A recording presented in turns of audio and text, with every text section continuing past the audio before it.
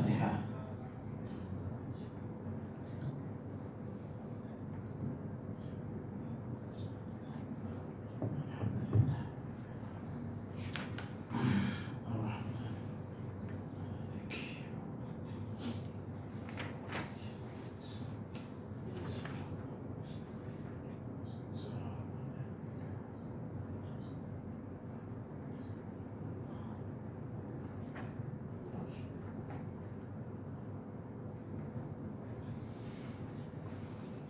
Bismillahirrahmanirrahim. Assalamualaikum warahmatullahi ta'ala wabarakatuh. Alhamdulillahilladzi nazzala al-furqan ala 'abdihi liyakuna lil'alamin nadhira. Walladzi arsala rasulahu bil huda wa dinil haqq liyudhhirahu 'ala ad-din kullihi walau karihal kafirun. Asyhadu an la ilaha illallah wahdahu la syarika lah wa asyhadu anna Muhammadan 'abduhu wa rasuluh. Allahumma salli wa sallim wa barik 'ala sayyidil mursalin wa 'ala alihi wa sahbihi ajma'in. Subhanaka la 'ilma lana illa ma 'allamtana innaka antal 'alimul hakim. Wala hawla wala quwwata illa billahil 'aliyyil 'azim. Rabbi shrah li sadri wa yassir li amri wahlul 'uqdatam min lisani yafqahu qawli, amma ba'd. Fa ya ibadallah ittaqullah usikum wa nafsi bittaqwallah. Faqad fazal muttaqun. Qala Allah Ta'ala fil kitabihil karim, a'udzu billahi minasy syaithanir rajim. Al-haqqu min rabbik fala takunanna minal mumtarin. Shadaqallahul 'azim. Wa qala Rasulullah sallallahu alaihi wasallam, ballighu anni walau ayah. Tuan-tuan muslimin dan muslimat yang mudah-mudahan dirahmati oleh Allah. Alhamdulillah, kita bersyukur pada Allah. InsyaAllah pada petang ini kita sambung pengajian kita yang berdasarkan kitab Tazkirah dan Taujihat Surah Al-Anfal, pengajaran dan teladan dari semasa dan selepas peperangan Badar. Jadi hari ini kita nak masuk pada firman Allah yang seterusnya, ayat yang ke-27 dan 28. A'udzu billahi minasyaitonir rajim. Ya ayyuhalladzina amanu la takhunullaha war rasul wa takhunu amanatikum wa antum ta'lamun. Wa'lamu annama amwalukum wa auladukum fitnah wa anna Allaha indahu ajrun 'azim. Wahai manusia yang beriman, janganlah kamu mengkhianati amanah Allah dan Rasulnya, dan janganlah kamu mengkhianati amanah-amanah kamu sedang kamu mengetahui salahnya. Ketahuilah bahawa harta benda kamu dan anak-anak kamu itu merupakan ujian, dan sesungguhnya di sisi Allah jugalah pahala yang besar. Surah Al-Anfal ayat yang ke-27 dan 28. Baik, penjelasannya dijelaskan di sini. Islam menekan kesetiaan dalam beragama, kerana seorang yang setia dengan Islam akan mengutamakan kepentingan Islam dalam segala hal dan merujuk kepada sumber perundangan Islam sekiranya ada berlaku sesuatu perkara. Muka surat 58 ayat 27 dan ayat 28.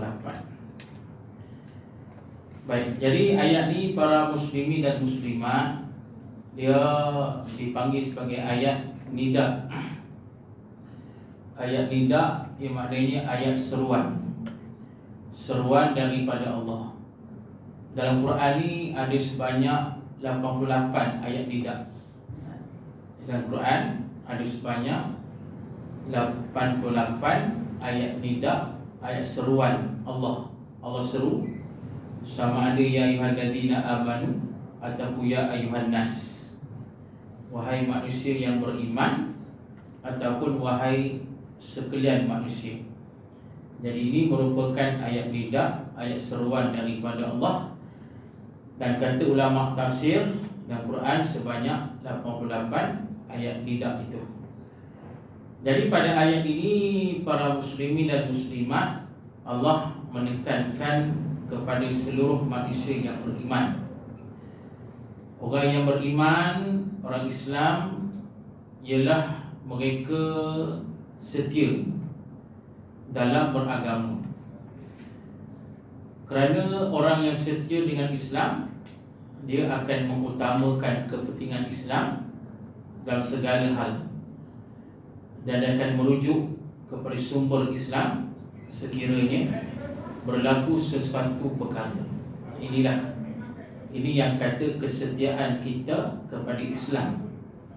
Kita utamakan kepentingan Islam dalam segala perkara. Baik, katanya lagi, ia lahir daripada sifat keikhlasan yang tinggi kepada Allah, kerana ia hanya mencari keredaan Allah dalam setiap urusannya. Jadi orang Islam yang setia ialah orang Islam yang mempunyai sifat ikhlas yang tinggi.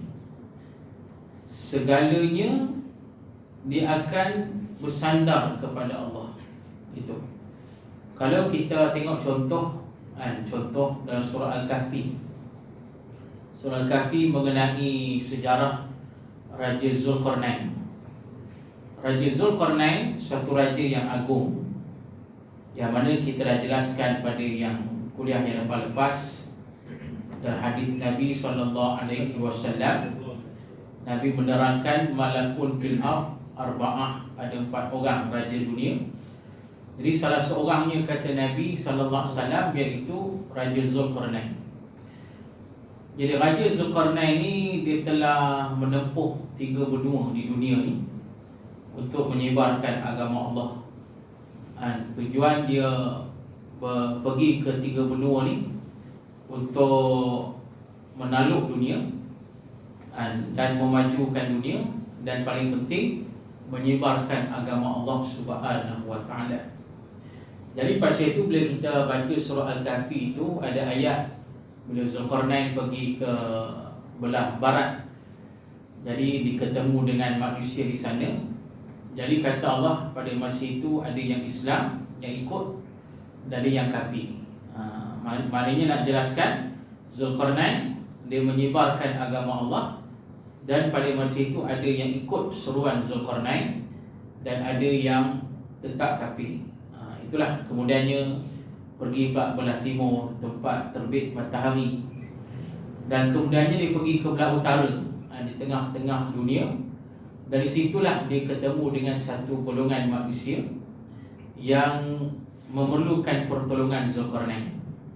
Pasal mereka ni diserang oleh Ya'juj dan Ma'juj. Jadi para muslimin dan muslimat, maka pada saat itulah Zulkarnain mengarahkan rakyatnya yang ada di situ untuk sama-sama membina tembok yang besar. Tembok yang besar yang dibuat daripada batu, ditambah dengan besi, ditambah dengan tembaga. Ini tembok yang besar, yang amat besar, amat keras dan amat licin. Jadi yang kita nak cerita ni, bila saja siap tembok ni, apa Zulkarnain kata? Zulkarnain kata, hadza min rahmati rabbi. Inilah rahmat dari Tuhanku. Itu dia. Jadi ulama tafsir kata, ini contoh, ulama kata contoh pemimpin raja yang bersandar kepada Allah. Maknanya muslimin dan muslimat bila dia berjaya membina satu benda yang hebat, benda yang besar, dia tetap bersandar pada Allah. Dia tetap ingat pada Allah, dia tetap bergantung kepada Allah Subhanahu wa taala. Walaupun Zulkarnain ni, kalau kita baca ayat dia, Allah bagi dia semua benda kat dia. Dan Allah kata Zulkarnain dia boleh pergi ke mana saja di dunia ini, Allah bagi. Dan kata Allah, dia nak buat apa saja Allah bagi. Dia nak buat sesuatu, apa benda sekalipun, Allah benarkan. Nak kata berkuasanya Zulkarnain itu. Tapi nak kata muslimin dan muslimat, oleh kerana Zulkarnain ini seorang raja yang taat, yang beriman pada Allah. Jadi setiap kali dia berjaya membina sesuatu yang hebat, yang besar, maka dia akan terus bersandar kepada Allah.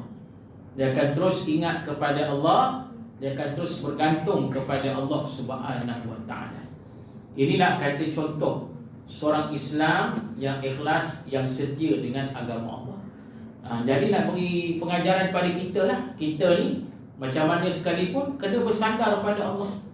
Kejayaan kita, usaha kita, hidup kita, ujian kita, ibadat kita, segala yang kita hadapi dekat dunia ni, mestilah kita bersandar kepada Allah, atau kita bergantung kepada Allah Subhanahu wa taala. Baik, katanya hasil ikhlas itu dia mementingkan kepentingan Islam dan semua perkara. Sebaliknya, seorang yang tidak setia kepada Islam sanggup mengetepikan tuntutan nas dan pandangan para ulama demi mencapai keinginan hawa nafsunya dan keegoannya. Itu disebut, dikata hasil ikhlas dia mementingkan kepentingan Islam dan semua perkara.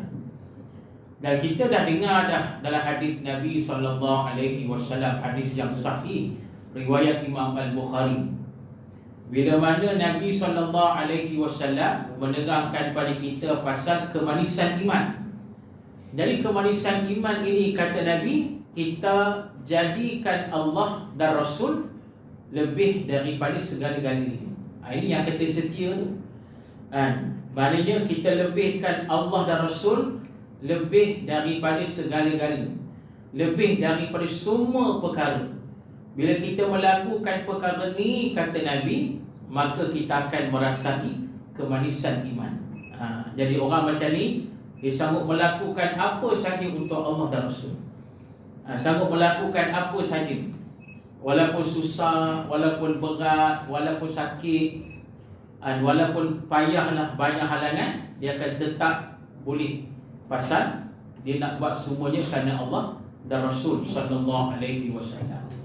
Kita baca sejarah macam para sahabat Nabi ridwanullah alaihim ajma'in. Jadi mereka ni contoh manusia yang sanggup melakukan apa saja kerana Allah, kerana Rasul sallallahu alaihi wasallam. Dan kita baca kisah Bai'ah Ar-Ridwan, kisah yang terkenal kan. Seramai lebih kurang 1,400, ada kata 1,500 orang sahabat yang bertekad bersama-sama dengan Nabi SAW nak gempur Mekah. Tu. Kerana bila saja orang Mekah ni kira, orang kata apa, bila dah hantar perunding, sebab Nabi bermimpi kan. Nabi mimpi, dalam mimpi tu kata Nabi kena masuk Mekah. Maka Nabi tahu lagi ini wahyu daripada Allah, perintah Allah. Maka Nabi ni pun beritahulah pada semua sahabat-sahabat, kita ni kena masuk Mekah ni. Allah suruh. Jadi para sahabat Nabi ni bila dengar macam tu, seronoklah, excited. Pasal ada di antara mereka ni ialah orang asal dari Mekah. Jadi mereka terpaksa pindah ke Madinah, hijrah. Mereka terpaksa meninggalkan Mekah, tanah air mereka, semata nak jaga iman, semata nak ikut perintah Allah. Jadi bila Nabi kata nak balik Mekah balik, seronoklah mereka ni, nak balik kampung balik. Tapi nak kata muslimin dan muslimat, bila saja dah planning macam tu, akhirnya planning tu sampai ke telinga puak-puak kafir musyrik di Mekah. Tu sampai lah, maknanya cepatlah maklumat tu sampai. Bila sampai ni, kira orang kafir musyrik ni bila dengar macam tu, mereka bersiap sedia nak lawan Nabi. Padahal Nabi dan sahabat nak balik saja, nak buat umrah, nak ziarah, itu je. Ni muslimin dan muslimat. Tapi mereka ni nak perang Nabi. Tapi sebelum berlaku macam itu, sebelum Nabi pergi juga ke Mekah ni, maka dihantar perunding dulu. Orang Mekah dihantar wakil bertemu dengan Nabi SAW, tanya ke Nabi apa hasrat Nabi sebenarnya nak pergi Mekah.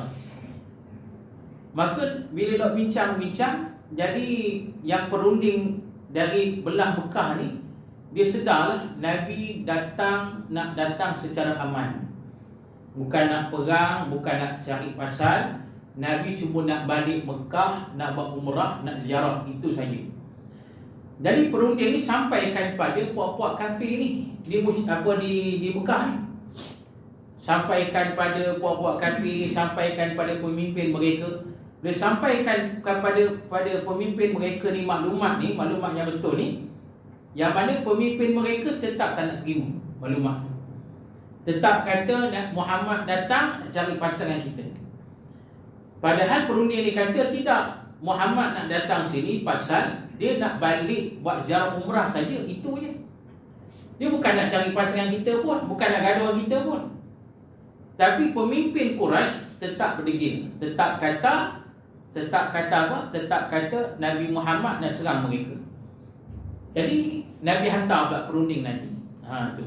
Pendek cerita, Nabi hantar Sayyidina Osman bin Affan jadi perunding pula.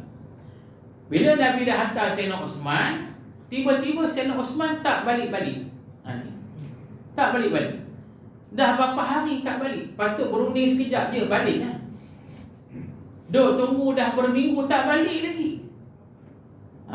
Jadi pada masa ni, bila dah tak balik dah berapa hari, dah lain macam ni. Duk tengah tunggu-tunggu dah minggu tak balik-balik, tiba-tiba dapat khabar. Khabar kata apa? Sayyidina Osman ditangkap dan dibunuh. Tu. Muslimin dan muslimat. Bila dengar macam tu, Nabi kata apa? Demi Allah, aku akan serang mereka dan takkan berundur. Nabi kata macam tu. Nabi ajak sahabat 1,500 orang ikut Nabi SAW. Sampailah dekat satu pokok, namanya pokok Ar-Ridwan. Lagi sekali Nabi kata pada sahabat-sahabat, kita ni tengah bertekad ni, kata Nabi, tekad ni, kita nak lawan mereka habis-habisan. Kemungkinan besar kita akan mati, kata Nabi SAW. Bila Nabi kata macam tu, yang 1,500 orang itu, mereka tak mundur, bahkan mereka pegang tangan Nabi. Mereka pegang tangan Nabi, mereka berbai'ah, berjanji setia dengan Nabi SAW, akan hidup dan mati bersama-sama dengan Nabi SAW. Teruskan, kata mereka ke Nabi, teruskan. Mati sekalipun kami tetap bersama-sama dengan Nabi SAW. Jadi tuan-tuan, ini kisah yang terkenal yang dipanggil sebagai Bai'ah Ar-Ridwan, perjanjian Ar-Ridwan di bawah pokok yang bernama pokok Ar-Ridwan, yang menunjukkan mereka sanggup mati kerana Allah dan Rasul sallallahu alaihi wasallam. Jadi muslimin dan muslimat, bila bai'ah ni tersebar sampai pada puak-puak kafir sana, sampai pada puak-puak kafir sana, orang kafir jadi takut pula. Pada asalnya mereka yang nak lawan sangat dengan Nabi. Bila dengar bai'ah macam tu, bai'ah kata sahabat Nabi sanggup mati dengan Nabi, bila dengar macam tu, orang kafir jadi takut. Ini ceritanya panjang lah, sampailah berlakunya perjanjian Hudaibiyah dan sebagainya, tuan-tuan, muslimin dan muslimat. Yang kita nak sebut ini, tuan-tuan, macam mana para sahabat Nabi ridwanullah alaihim ajma'in, contoh manusia yang ikhlas dengan Islam. Mereka masih setia dengan agama Allah, sangat setia dengan Allah dan Rasul sallallahu alaihi wasallam.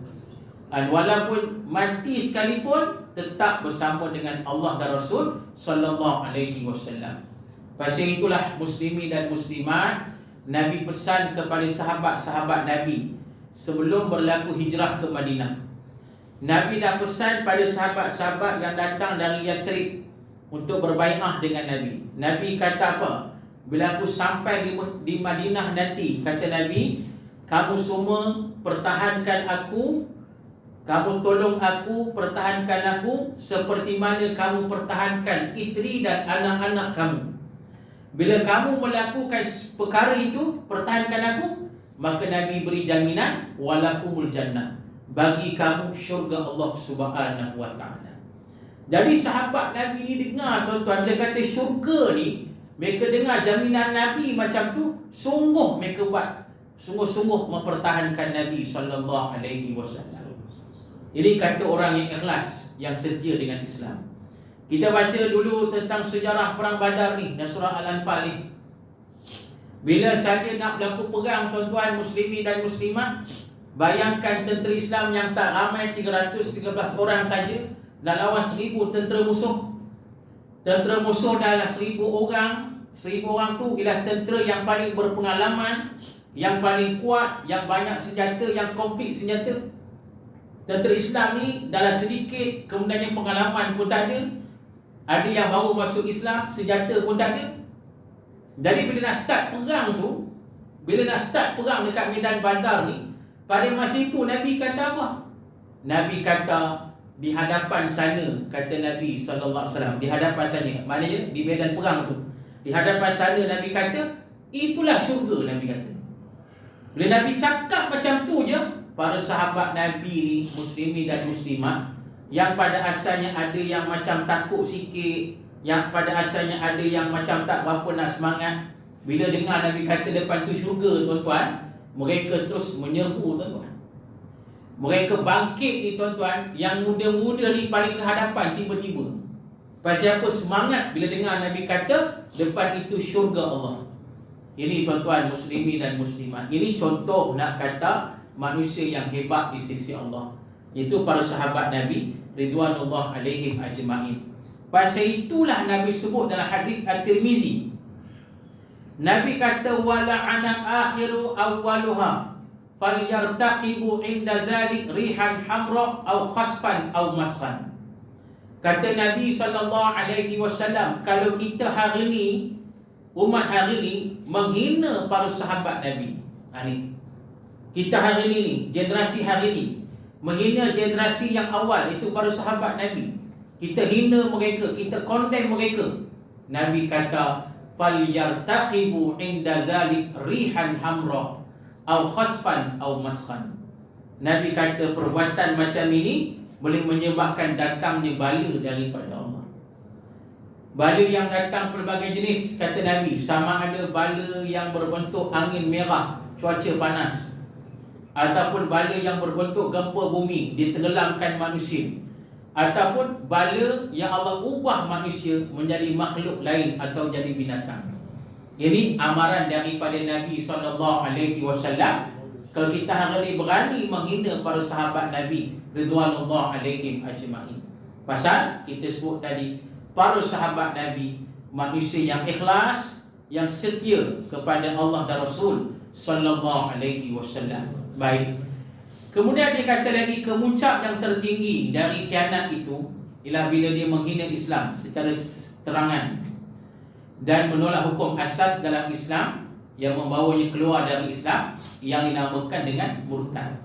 Sebab kita baca ayat ni, ayat 27 ni, Allah menyeru pada manusia yang beriman, la takhunu Allah wa Rasul. Jangan mengkhianati Allah dan Rasul. Itu dia. Maka dia kata kemuncaknya yang kata khianat tu ialah menghina Islam. Itulah, jelas lah. Menghina Islam cara terang-terangan, menolak hukum hakam Islam yang boleh menyebabkan terkeluarnya daripada Islam. Ini kemuncak dia lah. Jadi sebagai orang beriman, Allah peringatlah, jangan mengkhianati Allah dan Rasul sallallahu alaihi wasallam. Bila kita tengok sejarah tuan-tuan, muslimin dan muslimat, di antara Nabi Allah yang sering dikhianati, di antaranya ialah Nabi Allah Musa alaihi salam. Nabi Allah Musa ni sebenarnya antara Nabi Allah yang cukup besar ujian. Pasal itulah dalam Quran, cerita Nabi yang paling banyak ialah Nabi Musa AS. Kita baca Quran tuan-tuan, kata almarhum Datuk Hafiz Zahidi rahimahullah, dia kata ayat sejarah Quran ni lebih daripada 1000 ayat. Banyak ayat pasal sejarah Nabi. Jadi yang paling banyak cerita sejarah Nabi ialah sejarah Nabi Musa AS. Pasal Nabi Musa ni antara Nabi Allah yang cukup hebat diuji oleh Allah. Jadi antara ujian yang hebat yang dihadapi oleh Nabi Musa, iaitu ujian yang melibatkan perasaan Nabi Musa. Dan perasaan Nabi Musa sering dikhianati. Dan kita baca surah surah As-Saff. Kan Nabi Musa kata pada Bani Israel, kenapa kamu suka menyakiti aku? Sebab memang itu ujian Nabi Musa, selalu dikhianati. Kita baca sekarang, Nabi Musa ni ada anak-anak murid kanan. Antaranya siapa? Antaranya Qarun. Ini anak murid Nabi Musa. Di antaranya siapa? Bal'am. Ini anak murid Nabi Musa. Antaranya siapa? Samiri. Ini pengikut Nabi Musa. Ini semuanya tiga-tiga pengikut setia Nabi Musa pada asalnya. Dengan Qarun cerita yang terkenal, dia belajar ilmu dengan Nabi Musa. Dia belajar. Tapi bila dia dah mendapat ilmu, dia tahu cara nak dapat harta. Bila dia jadi kaya sangat, akhirnya dia khianat ke Nabi Musa AS. Ini Qarun. Akhirnya dihancurkan oleh Allah. Yang kedua, Bal'am. Bal'am ni seorang pengikut Nabi Musa yang amat kuat beribadat pada Allah. Tapi akhirnya disebabkan keduniaan, dia berpihak pada musuh Nabi Musa. Dia khianat Nabi Musa. Ini ceritanya panjang. Dan yang ketiga, As-Samiri. As-Samiri ni pengikut Bani Israel, pengikut Nabi Musa. Dia di antara manusia yang ikut sekali ni. Yang ikut sekali menyelamatkan diri daripada Firaun. Dia ada sekali. Dan dia memang pengikut setia Nabi Musa. Dan Nabi Musa tak pernah jangka dia akan khianat dia. Nabi Musa tak pernah jangka benda tu. Kita baca surah Toha, ada ayat pasal Samiri. Macam mana bila saja Nabi Musa keluar dari Bani Israel, daripada kampung Bani Israel untuk mengambil wahyu Allah selama 40 malam, maka pada masa itulah As-Samiri tunjukkan rupa dia yang sebenar. Bila Nabi Musa dah keluar tu, masa itulah ditunjuk sifat dia yang sebenar. Masa itulah dia menyesatkan Bani Israel. Ditunjuk magic dia kan. Ditunjuk, baca surah Toha tuan-tuan, macam mana disuruh Bani Israel bakar emas-emas yang banyak. Bila dah emas-emas tu jadi cair, kemudian Samiri ni dia ambil pasir, tanah, dibaling tanah tu dekat emas yang cair. Dengan tiba-tiba emas itu jadi patung lembu. Dengan tiba-tiba magic lah. Jadi bila jadi macam tu, Samiri kata pada Bani Israel, inilah Tuhan kamu yang sebenar. Yang pada asal mereka tak percaya. Tiba-tiba setan masuk dalam patung. Setan cakap, memang nak kata Samiri ni bekerjasama dengan setan. Bila dengar patung lembu tu cakap, terus Bani Israel kata apa? Inilah Tuhan yang sebenar, Tuhan Nabi Musa, kata mereka. Tapi Musa lupa, kata mereka. Habis dah syirik pada Allah. Nabi Harun nak halang pun tak boleh dah. Tak boleh buat apa dah. Ini Samiri. Yang kita nak cerita ni, bila Nabi Musa balik, tengok dah semua dah jadi syirik macam tu. Rupanya yang menyesatkan mereka As-Samiri. Nabi Musa tanya Samiri macam mana? Dia tanya apa? Kenapa kau buat macam ni? Kenapa kau buat macam ni? Nabi Musa cakap macam tu pasal apa? Pasal dia tak sangka Samiri akan khianat dia. Tak sangka. Ini tuan-tuan, ini ujian kepada Nabi Musa AS. Nak menunjukkan contoh-contoh pengkhianatan dalam Islam ni, dalam agama kita ni, sejarah. Ini Nabi Musa lah, dihadapi ujian macam itu. Tapi akhirnya As-Samiri ni kira dihalau lah. Sampai Nabi Musa kata tak ada tempat dekat dunia ni untuk Samiri. Jadi sebab itu ulama kata Samiri ni tak tahu pergi mana. Dia mati ke mana ke, wallahu alam. Sebab tu yang kata Samiri ni dajjal, wallahu alam.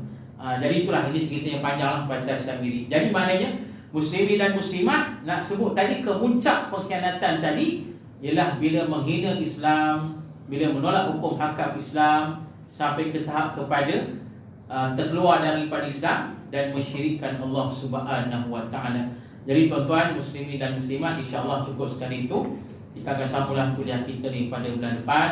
Jadi marilah kita tangguhkan dengan membaca tasbih kafarah dan suratul Asr. Bismillahirrahmanirrahim.